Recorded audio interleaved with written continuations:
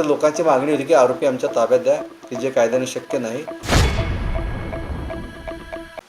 4 दिवसापूर्वी मालेगाव तालुक्यामध्ये घडलेल्या दुर्दैवी घटनेच्या अनुषंगाने आज मालेगावमध्ये निषेध मोर्चा काढण्यात आला होता. मोर्चा हा शांततेत होता. दरम्यानच्या काळामध्ये जमावामध्ये असा गैरसमज झाला की आरोपीला न्यायालयाच्या आवारात आणलं आणि कोर्टात हजर करणार आहेत. त्यामुळे त्यापैकी जमावातील काही लोक हे न्यायालयामध्ये आरोपीला पकडण्यासाठी गेले आणि त्यामुळे त्या ठिकाणी थोडासा गोंधळ निर्माण झाला. न्यायालयाचं कामकाज सुरू होतं, त्यामुळे न्यायालयाच्या परिसरामध्ये कुणी जाऊ नये आणि न्यायालयीन प्रक्रियेला अडथळा आणू नये म्हणून थोडंसं कायदा थोडासा पोलिसांना बळाचा वापर करावा लागला आणि लोकांना कोर्टाच्या आवारामध्ये येऊ दिलं नाही. परंतु वस्तुस्थिती ही आहे की आरोपीला कोर्टामध्ये आणलं नव्हतं. आरोपीला ऑनलाईन VCद्वारे कोर्टामध्ये हजर करून त्याची कस्टडी घेतली आहे. आरोपीला 17 तारखेलाच घटनेच्या दिवशीच अटक करण्यात आली आहे आणि त्याची 27 तारखेपर्यंत पोलीस कस्टडी आहे आणि आरोपीचा तपास योग्य रीतीने सुरू आहे. यामध्ये DYSP दर्जाचे अधिकारी तपास करत आहेत आणि SP, ॲडिशनल SPचं आणि माझंसुद्धा त्यावर देखरेख सुरू आहे.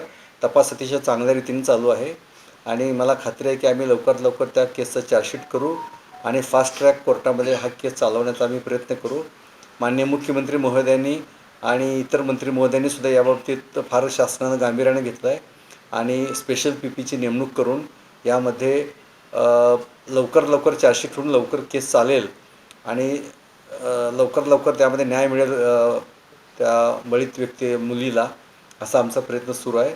आणि माझी आपल्या माध्यमामार्फत नागरिकांना आव्हान आहे की यामध्ये योग्य रीतीने तपास चालू आहे, सर्व कायदेशीर प्रक्रिया चालू आहेत.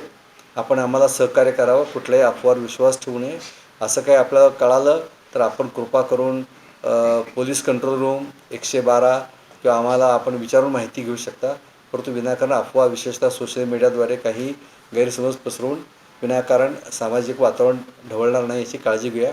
सध्या निवडणुका आणि या बाकीच्या सर्व गोष्टी आपल्याकडे आहेत, त्यामुळे आपण सर्वांनी थोडंसं गांभीर्यानं आणि समजूतदारपणे वागावं अशी माझी नागरिकांना आव्हान आहे. ॲडिशनल SP मोर्चा असल्यामुळे ॲडिशनल SP आणि आमचे दोन्ही SDPOs त्या ठिकाणी हजर होते. बंदोबस्त होता. मगाच्या घटनेनंतर SP आणि RCPसुद्धा तिथे रवाना केली आहे. SP साहेब त्या ठिकाणी कदाचित पोचले असतील आणि आजूबाजूच्या पोलीस स्टेशनचा बंदोबस्त RCP, SRPF ह्याचासुद्धा आपण बंदोबस्त पाठवला आहे आणि आता त्या ठिकाणी शांतता आहे. फक्त लोकांची मागणी होती की आरोपी आमच्या ताब्यात द्या, की जे कायद्याने शक्य नाही. त्यामुळे लोकांचा थोडासा रोष होता, परंतु आता परिस्थिती पूर्णतः शांत आहे, नियंत्रणात आहे. आणि आपण मालेगाव, डोंगराळे ज्या गावामध्ये घटना घडली त्या परिसरामध्ये पण आपण बंदोबस्त थोडासा कुमक वाढवलेला आहे. त्या गावामध्ये जिथे दुर्दैवी घटना घडली त्या ठिकाणी, कारण हे गाव धुळे जिल्ह्याच्या बॉर्डरवर आणि मालेगावपासून थोडं लांब असल्यामुळं तिथं आपण तात्पुरतं पोलीस मदत केंद्रसुद्धा सुरू केलं आहे. त्या ठिकाणी पोलीस चौकी सुरू करण्याचाही मानस आहे. त्याबाबत प्रस्ताव पाठवून कायदेशीर कारवाईचा आम्ही प्रयत्न करत आहोत.